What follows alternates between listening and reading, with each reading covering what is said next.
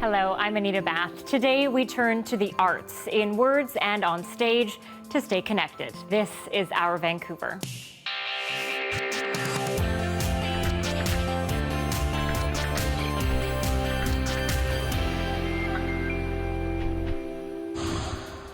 Coming up, Family Redefined, a story of open adoption and unconditional love. And a mother and dancer uses her art to tell a painful story. But first, chronic loneliness and efforts to cure the condition.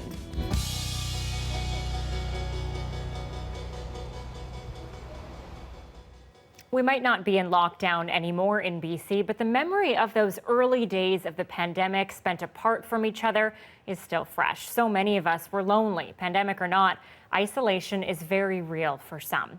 Peg Fong is an award-winning journalist and instructor. She's created the podcast Alone Together. Welcome, Peg.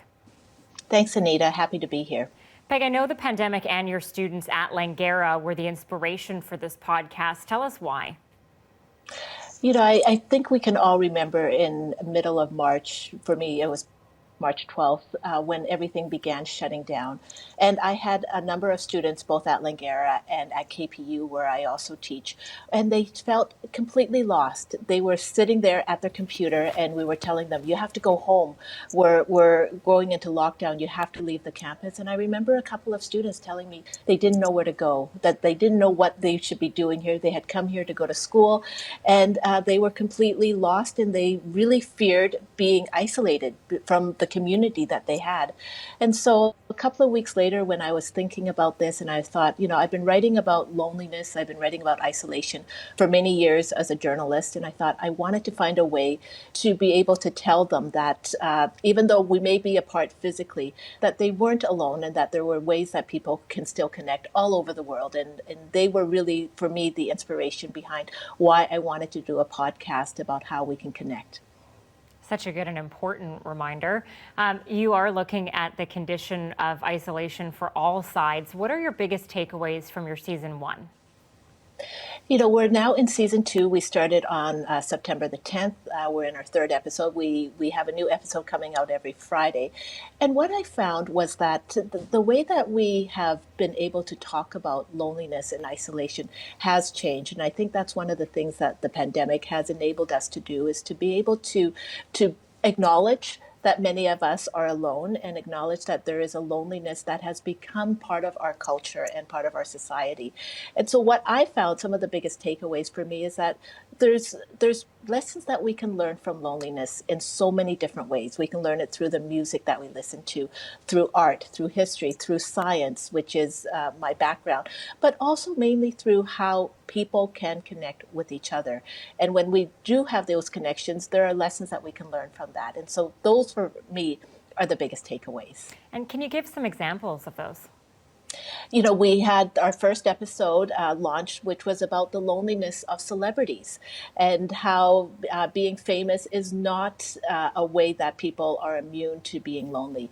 And what I have found in talking to people, and each of the episodes, they're journalistic, we interview people from around the world who have unique stories to tell us about loneliness.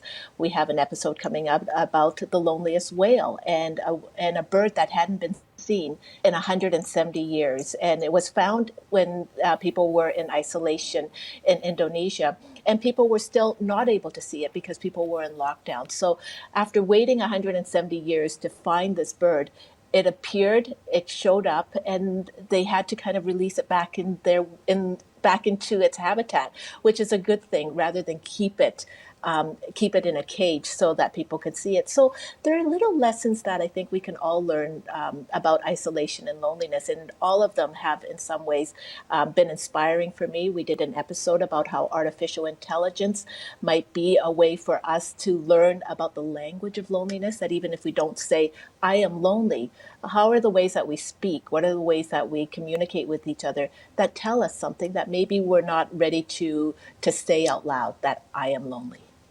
Such important conversations. I know for myself, sometimes I do have that thought in my head, I'm feeling lonely today, and it's hard to vocalize because you think that you're the only one. So it's so key to have these conversations and make sure that everyone knows that they're not alone.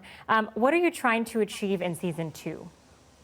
In season two, I think we are really building on some of those stories that we have been hearing, and the ways that we can connect with each other can be in small ways. Sometimes we tackle big topics, like we tackled about China's one-child policy and how it has created perhaps the loneliest country in the world. But we also want to do even smaller stories, and maybe stories that are a little bit more intimate and maybe related to pop culture. I have an exciting episode. I'm very excited about this one, is whether we can smell loneliness. Is there a scent of loneliness that we give off? And I talked to experts, and there is a smell of loneliness. And scent was so important to so many of us because people who did get COVID remarked about how they had this loss of smell and they weren't able to smell the things that they were used to. And that created a lot of loneliness. We have an episode coming up about why reading is a way that we can understand the loneliness of what it is to be a creator if you're a writer, and why we read when we're feeling lonely, and what it can tell us. And another episode about what athletes have to teach us about loneliness. That's fascinating. I don't think anybody would equate loneliness with smell. What does it say about our society that we have so much chronic isolation?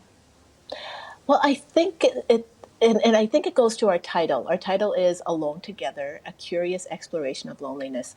When I was talking to the team who we're working with to create this show, and it has gone international, was that one of the things that we didn't want to do was to talk about loneliness in a way where people don't get something out of it. It should be a curious understanding of why we have this loneliness and why it is chronic in our society today.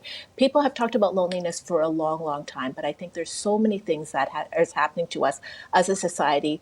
Boy, by the pandemic has played a big role in that, about why we do feel lonely. But what I'm hoping with the show is that people are able to say, there's something that I can take out of loneliness, and there are ways that I can give back. There are ways that I can connect with others, because there are even people who may be lonelier than I am. And I think if anyone who feels lonely, and I think we all do feel lonely at times. Some of us feel it all the time. Some of us feel it on occasion. But there are, I think, things that we can learn from each other about what we can do to understand loneliness and how we can share it, so that people who may not be ready to share it yet are able to hear and to hear some of the stories that we have.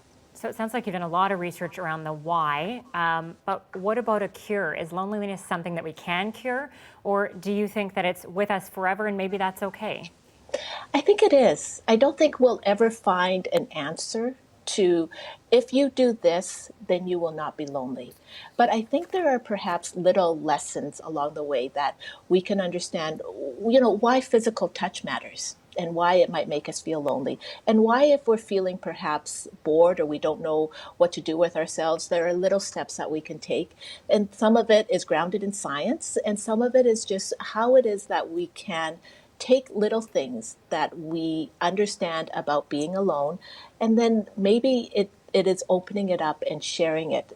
If I feel lonely, maybe you feel lonely too, and maybe that is the best way that we can start having these connections again. One of the things, you say I'm a teacher, I came back face to face with a lot of my students this term, and one of the things that I really learned was that we do have to learn how to reconnect. We do have to learn how to socialize again and talk face to face with people. That's not going to be easy, but I think all of us have learned so much out of the pandemic that it is for us to take some of the lessons away from it and to reach out to people and to share some of our stories and to understand, we are really alone together. And we will try to remember that on days that we are feeling lonely. Peg Fong is an award-winning journalist and instructor. She's created the podcast Alone Together. Thank you, Peg. Thanks so much, Anita. Hello, I'm Mike in Yaletown, and this is our Vancouver.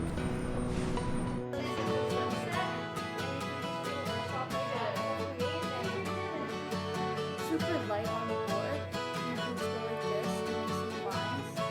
They're not exactly clouds, but they're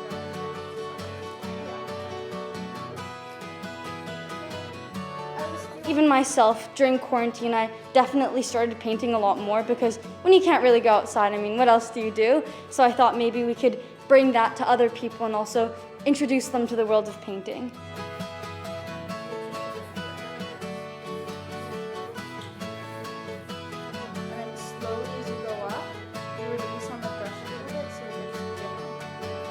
fun. Yeah, the hands aren't as steady as they used to be. Well, I mean, you know, we have a good inspiration here and have the girls encouraging us. Abstract sort of feel to it. Yeah, exactly. Time now for one of our favorite features, when we showcase a number of photographs sent in by you, our audience. Navinder Jubbal reminds us why Golden Ears Provincial Park is so popular. Look at that beauty. Thank you, Navinder. And Peter Ogloff shows us a different type of beauty in this stormy sky from last Saturday. Thanks for sending that in, Peter. Finally, Roger Wu takes us to Alder Bay on Vancouver Island for a spectacular sunset. Simply wonderful. Thank you, Roger. We love your photos, so please send us more. You can email them to bcphotos@cbc.ca. That's bcphotos, all one word, @cbc.ca. Okay, Absolutely Vancouver is a documentary series with stories by independent producers. This week, we see the deeply personal story from filmmaker Guy Lavallee. He and his wife adopted children and share custody with their birth mother. It's a unique situation about how love and life can be shared. Take a look. My name is Guy, and when I was in my 20s, people would always tell me, "You'll be such a great dad someday." And even though I can't imagine my life without my kids today, well, back then I wasn't even sure that I wanted kids. Long before I became a filmmaker, I was working in the music industry, and I really wasn't sure how kids or a family would fit into my lifestyle, or whether I even wanted them to. But when my wife and I got together, all of that changed. Now, never in my wildest dreams could I have imagined taking such an unusual path to parenthood. So I decided to step out from behind the scenes, turn the camera onto myself and my ever-patient family, and share our story. And since ours is such an unconventional story, I wanted to reach out and talk directly to some of my close friends who I also consider family, or whose own stories might be seen as a little bit unorthodox as well. Because at the end of the day, I think our story proves that love is definitely thicker than water. When people get confused when they hear about our family situation and say, "Oh, well, how does that work?" I always say, "Do you know anybody who's divorced?" And every single person goes, "Yeah." "Do you know anybody who's divorced that has kids?" "Yeah." "How does that work?" "Well, you know, they share custody, and like a lot of times, like the kids will spend the weekends at one place, and then during the..." Oh, like exactly. We're really no different than children who have parents who are divorced. But I always say the key difference is none of us were ever married to each other. So we're all really just trying to do what's best for the kids. Mm-hmm. Because I'm adopted, we thought it would be really probably interesting to look into at some point the idea of adoption.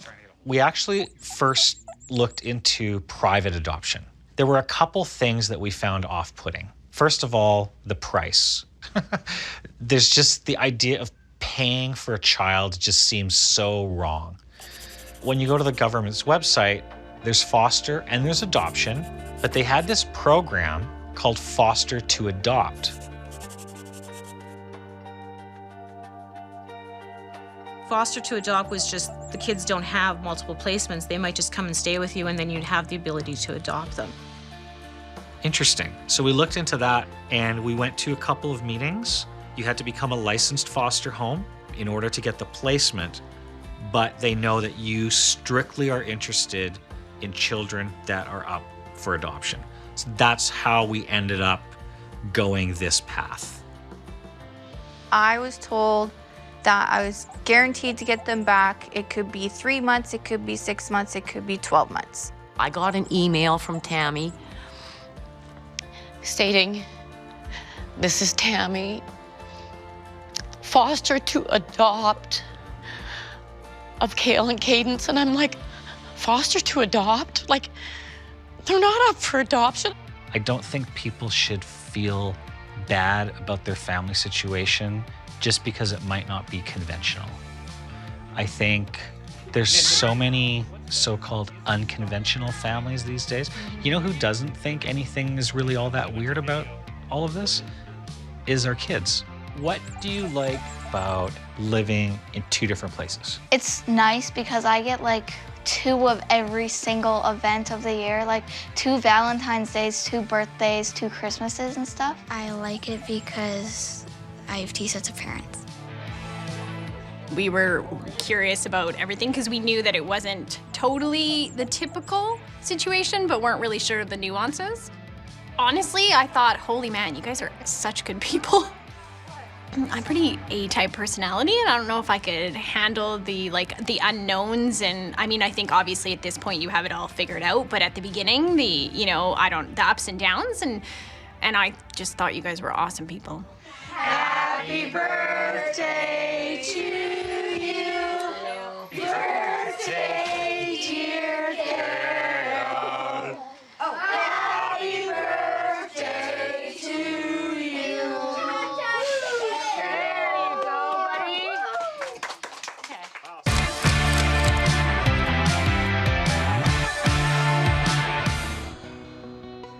Coming up, new research from storm watchers may help plan better responses for hurricanes. Johanna Wagstaffe explains after the break.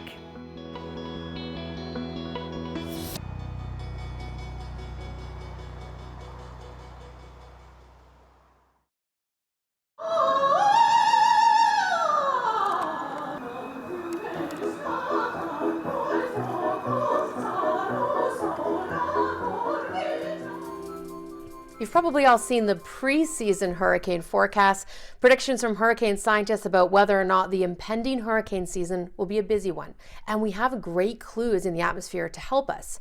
But for the Atlantic Basin, the forecast missed details about an important feature: the Gulf of Mexico, an incredibly active sub-basin of the Atlantic Ocean. Storms are more likely to form earlier in the season in the Gulf than in the Atlantic, and when the ocean temperatures in the Gulf are at their hottest from August to October, the storm systems can utilize all this available heat energy and rapidly intensify. But perhaps most importantly, because the Gulf is almost entirely enclosed, these storms usually involve some sort of land impact. In 2020, Louisiana alone hosted 5 named storms. So that's why scientists from Louisiana State University have been trying to find a way to predict how many hurricanes will impact the Gulf. But up until now, there hasn't been a good way to do that. This team examined model records starting in 2012 to look for trends that might reveal ways to predict storms in the Gulf.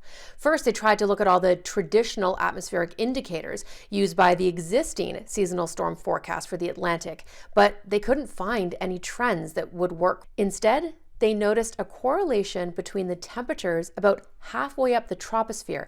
That's the lowest layer of Earth's atmosphere, so about 6 kilometers up. They then developed the model they used with data they gathered between 1979 and 2010, and they found that the average temperature of this area above the Gulf in May predicted accurately how many storms were likely to come through the Gulf from June to November, the typical storm season there. The model works a little better when predicting heavy storm seasons than average storm seasons. These new models for Gulf hurricane prediction can help governments plan disaster responses and mitigate the danger presented by hurricanes like Ida. And now, you're Science Smart. If you have a science question on your mind, send me a tweet and I'll try to get an answer.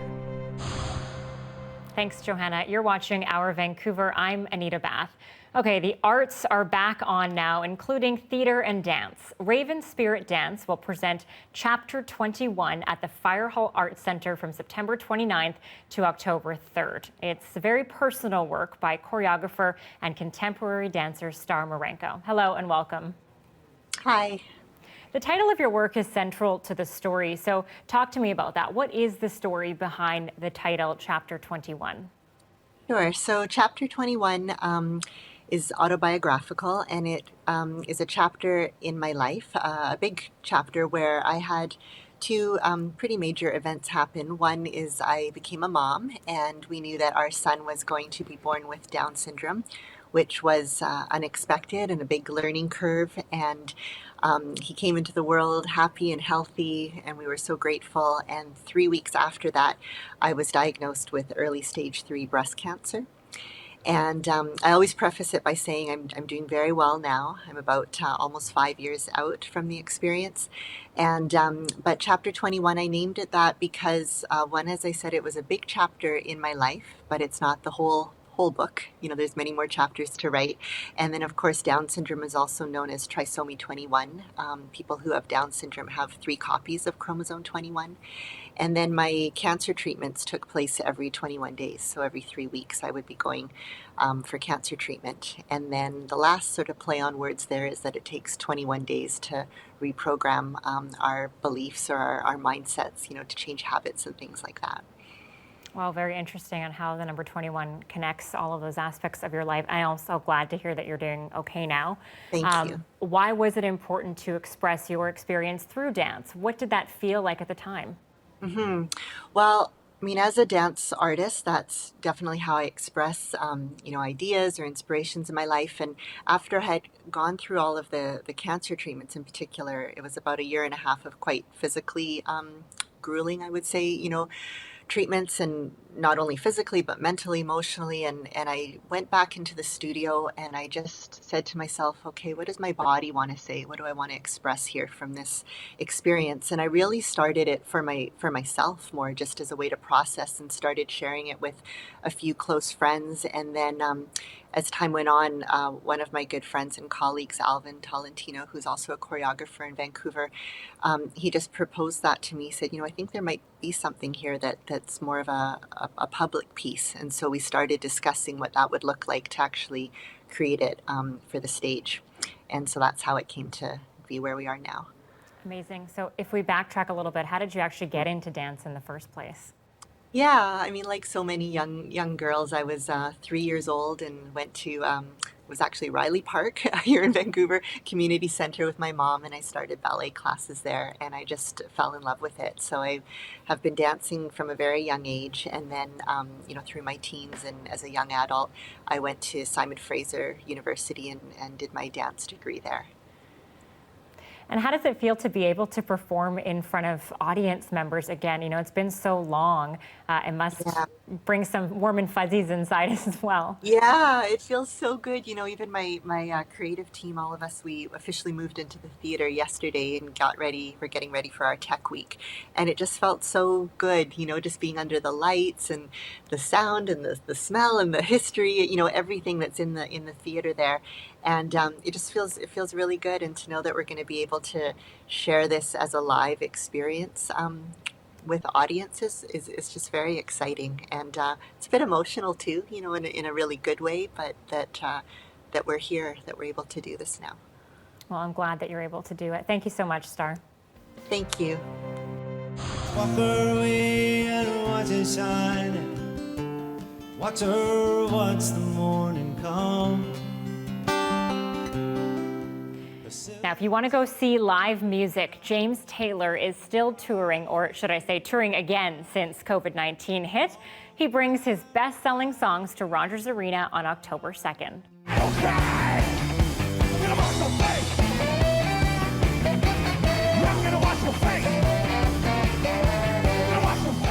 And at the Commodore Ballroom the same night, 5 Alarm Funk, the high-energy band, always fills that bouncy dance floor. That is also October 2nd. Hey, I'm Grant Lawrence from CBC Music here, and sometimes you have to wait a while for great things to be created. Brahms' First Symphony took over 20 years. Leonardo da Vinci took over a decade for the Mona Lisa, and the Stooges took over 34 years to come up with a follow-up to Raw Power. But how about this? A music video 28 years in the making. That is what finally materialized this year from the vaults of Canadian independent music when the brilliant Victoria power pop band Bum finally released their first video, almost 30 years in the making. I'll get to that video in a minute, but first, who or what is Bum? Check it out.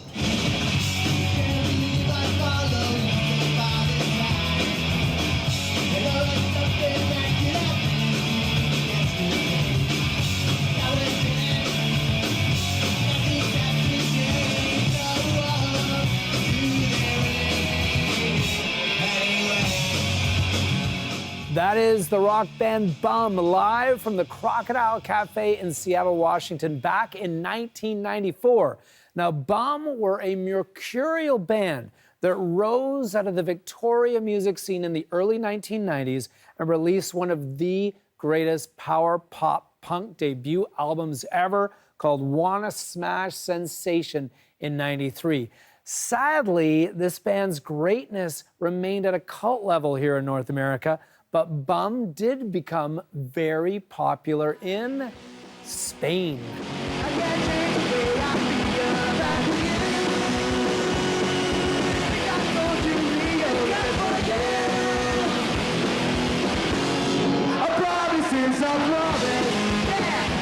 Yeah, that's Bum, straight from Victoria, BC, to a packed and sweaty Revolver Club in Madrid, Spain, back in 1994. And that particular song, called A Promise is a Promise, was a huge audience favorite, as you can see and hopefully hear in there. Unfortunately, Bum broke up in the mid-1990s without ever reaching the widespread musical acclaim that they deserved. But in 2014, Bum reformed for a series of shows, including this one in their hometown of Victoria.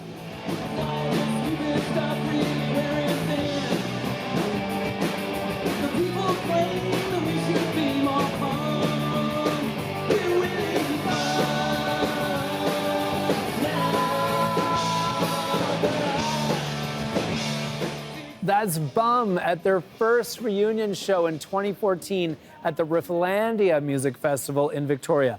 So what about that long-lost video that I mentioned? Well, according to guitarist and singer Rob Nesbitt, back in 1993, Bum attempted to make a music video for their excellent song called Instant Kool-Aid. But when they finished shooting, they realized that they never actually captured the band performing the song in one complete take. And so no one bothered to edit the footage until this year. Rob Nesbitt, who still plays music in his own band, the Sweet 16, spent many hours stitching together the footage, and 28 years later, Bum has their first music video.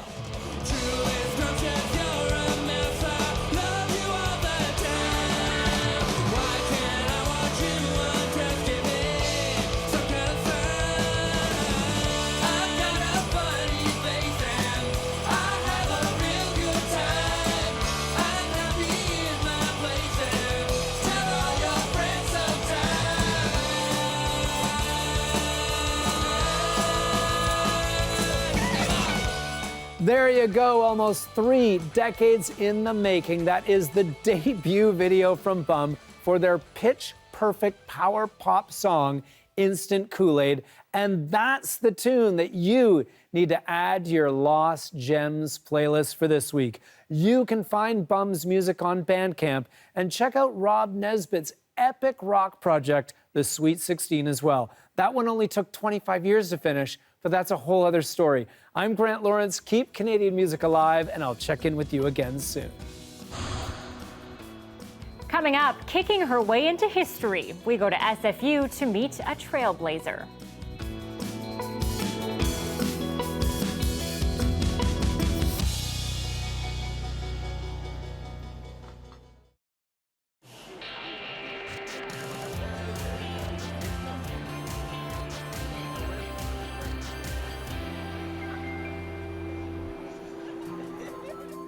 Welcome back to our Vancouver. I'm Anita Bath. Ahead of a recent game, SFU kicker Christy Elliott didn't realize she was going to make history. The kicker became the first Canadian woman to play and score in a college football game. I had the chance to catch up with her last week to talk about her success, and she also tried, I want to emphasize the tried, to teach me a few new skills. Have a look. Okay, Christy, a pretty amazing feat. I have to ask you the question you've probably been getting all week. How does it feel to be the first woman in Canada to play in and score in a college football game? Honestly, it's pretty crazy. Going into it, I didn't even know that I was making history like this big. Obviously, in the back of my mind, I knew it was going to be a historical moment, but for me, I'm just out there going to kick the ball, try to get some points for my team, and after I could celebrate a little bit. It's amazing, it's cool. I've gotten so much support from around the world actually. I'm getting messages from people from like Sweden and like South Korea. Did you ever think you'd be such an inspiration to people around the world? It's crazy. It's overwhelming at times because I don't think I deserve all this attention, because I'm honestly just going out here because I love to play football and I love to kick and I love my team. My teammates are so amazing. So it's cool that I am inspiring all these young athletes. And speaking of teammates, you play and you're around a bunch of guys all the time. What is that like and how do they support you?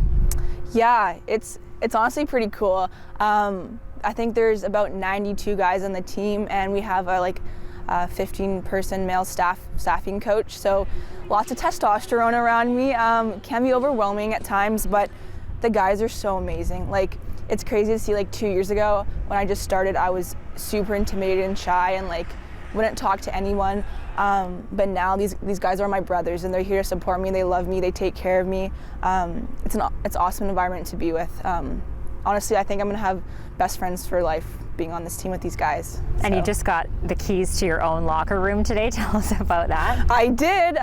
Probably the best thing that's happened in a long time. Yeah. So the last couple of weeks or month and a half, I've been in the guys' locker room, and I would have to like walk in backwards and close my eyes so I don't see anything, and then I would grab my stuff and like run up to get changed just in the public women's changing room. So today I got my own locker room. I got the keys like an hour ago, and it's like an old storage room, but I'm gonna like make it so nice. It has like the full like locker room on it with my name and number on it.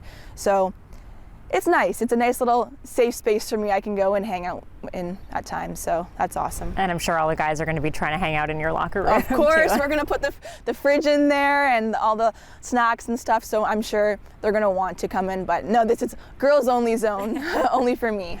Okay, so I want to go back a little bit because you sort of fell into this. You haven't played football your whole life, so tell us how you became a kicker on the team here. Prior to 2019, I never watched a football game in my life, didn't know anything about it, never kicked a football, but I'm always up for new opportunities, and the opportunity came to me and I took it. So I was on the track team my first year at SFU, and I had a bet with a football player who's now graduated that I could kick a 40-yard field goal.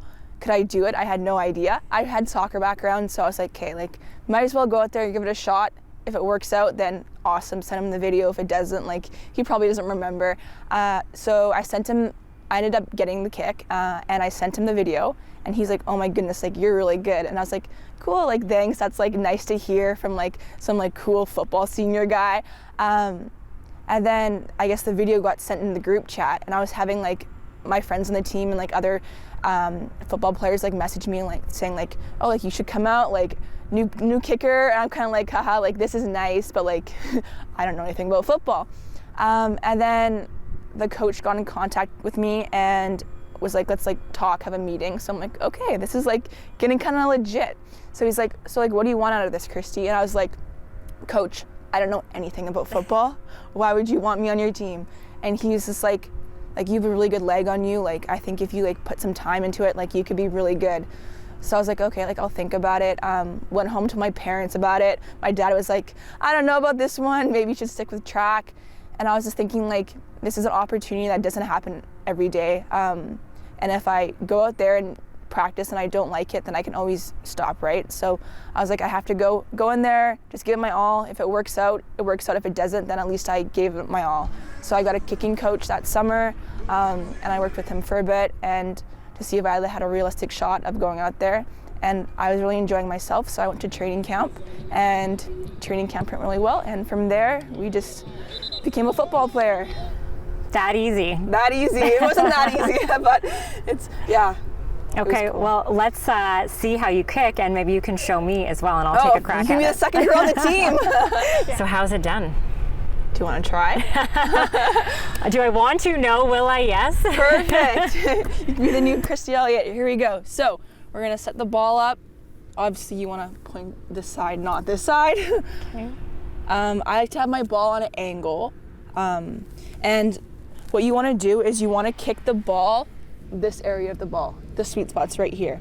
On your foot, right here, you have a sweet spot. It's a bone, so that's where you want to make contact with the ball. So after you have your ball set up, what you're going to do is you're going to put your foot right next to the ball and have your foot lined up exactly where you want to kick to. So we're going straight on right now, so you want your foot to be straight to the middle.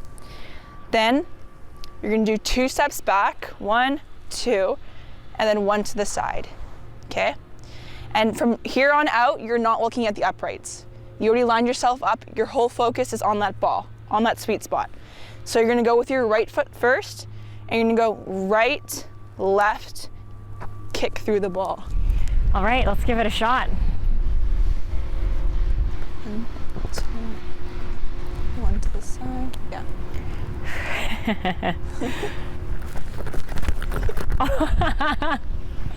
Good job. You have to put more power into it. Yes, I'm retiring my dream of being an all-star kicker. I was better than My cameraman, Tristan, on the other hand. Yeah! Okay, he's a lot better than me. Still no Christy Elliott. Hello, this is Rugby Starr. And this is our Vancouver. Live sports is making a return to Vancouver. Last weekend, the city welcomed back the Rugby Sevens tournament. As Joel Ballard reports, despite the roaring crowds and good times, the pandemic does remain top of mind for organizers. The hits are wild. Oh! The costumes, even wilder. It's taken me years to try and get a six-pack. Why not buy one? One of Vancouver's biggest sporting events is back. It's just fantastic to be back here at BC Place, considering we were the last event in 2020 to get off before the pandemic hit, and to be the first event back. It's incredibly exciting to be here. He's not wrong. The good times are flowing. Live sports are back in Vancouver. Started with football, then soccer, now Rugby Sevens. The balance of staying open as a province while living through a pandemic. Yes, there's fun, and yes, there are games, but there are also rules. That means fans had their vaccination status checked as they came in. We're operating at a maximum of 50% capacity, and as you can see, masks are mandatory at all times here in BC Place. Ask any of the brightly dressed fans here at BC Place, and the return of sports is a breath of fresh air. It's incredible. I feel so good to be back. Yeah, it's been amazing. Honestly, we've been cooped up in the house for 2 years, and we're just happy to be outside, be with people. It's so nice to be able to go out and do fun things with people. And as long as we're wearing our masks and we've got our vaccines, we're good to go. Teams from around the world are competing. On both the men's and women's Canadian teams, there are plenty of newcomers anchored by a handful of veterans.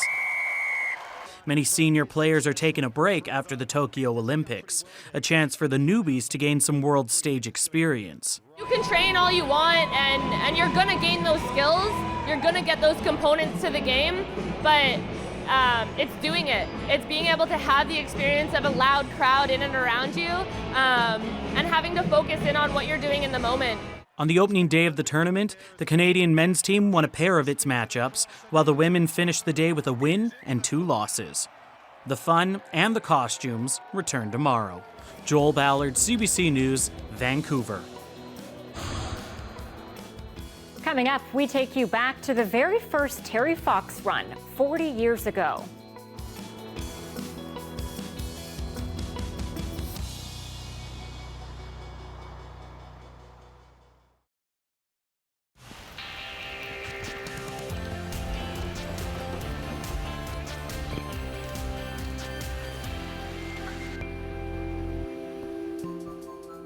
You're watching Our Vancouver. I'm Anita Bath. It's been 40 years since Canadians started running in memory of Terry Fox. The young man died of cancer in 1981 while attempting his Marathon of Hope across Canada. Here's a look back at the very first efforts to raise awareness and celebrate a hero. It all began at midnight in Halifax with a special torchlight run. At Point Pleasant Park, more than 100 people who were busy today looking after other race routes got an early start for their tribute to Terry Fox. In St. John's, Newfoundland, the main course was in Bowring Park. This is the city where Terry began his Marathon of Hope. In Prince Edward Island, there were 32 run locations. In Ottawa, there was a celebrity run not far from Parliament Hill. In Toronto, there were dozens of the 10-kilometer courses, but none more zany than the one in Cabbagetown. Here, they didn't just run, jog, or walk. They dressed for a fun day. With winter closing in, school children in the Northwest Territories clambered over a rocky course in their tribute to Terry. One of the featured runs in Regina was for the elderly and handicapped. In Edmonton, one of the key events was at the International Speedway. Across the country, there were hundreds of courses and hundreds of thousands of runners who collected millions for the fight against cancer. But the most sentimental run of all was in Terry's hometown, Port Coquitlam, BC. Sue Stern was there and has this report. It looked like everyone in Port Coquitlam was huffing and puffing their way along the roads where Terry Fox spent endless hours in 1979, building his strength and preparation for the dream of his life. Many of these people used to see him chugging along, his face a mask of pain as he hopped around the neighborhood on his artificial leg. They had no idea who he was then, and they wondered just what he was trying to do, pushing himself so hard. They were all there for Terry on that same route today, close friends and strangers alike. From Mom and Dad, the kids in the family pooch, to Terry's good friends from his wheelchair basketball team. Just a lot of reflections about old times with a good friend. And I just went out there and gave it my best, tried my hardest, and I feel it, it was well worth the cause. There were all ages, all shapes and sizes, and all conditions. 19-year-old Arissa Payman has cerebral palsy and never runs except today. It was an inspiration to me, and that's why I'm here. I'm publicly getting help for cancer, not for my CP, and I just wanted people to know that. The Fox family was there too, cheering everyone on and signing autographs for the kids. Bye-bye. It was an inspiring day in Port Coquitlam as they ran along Terry's path, a fitting way to remember the hometown kid who united Canada with his courage. Sue Stern, CBC News, Port Coquitlam, BC. It all looks and sounds so familiar. It's just how Terry Fox ran. The expression of determination is familiar too, but today it's on the face of Dick Trom, a New York businessman. He's 40 years old, and he never met Terry, but he's the man Terry called his inspiration. The man whose example encouraged Terry to undertake his Marathon of Hope last year. Straight down. Thank you. Don't turn. Trom lost his leg in a car accident 15 years ago, but for the last 10 years, he's run 50 kilometers a week. This weekend, he ran in 3 separate races through the streets of Toronto. He did it, he said, to help. Just as Terry helped him and all handicapped people. Before I heard of Terry Fox, I used to run around the park in New York with my long pants on. Now I'll wear my shirt pants. I guess what I'm saying is that I'm not bashful about, having an artificial leg. I sit here, with my leg off, and I'm as comfortable as you are. I wonder if I would have felt this way a couple of years ago. I don't know. Dick Trom flew to New York tonight, tired but happy. And he says he'll be back next year for the 2nd annual Terry Fox Run. John Greer, CBC News, Toronto. When we bring you stories here at CBC Vancouver, we have award-winning photographers out capturing the images that say so much. Still images add context and bring a lot more to the understanding of an event or an issue. Here are some of the latest from what happened this past week. That's all for Our Vancouver this week. Join me weekdays for CBC Vancouver News at 6. Bye for now.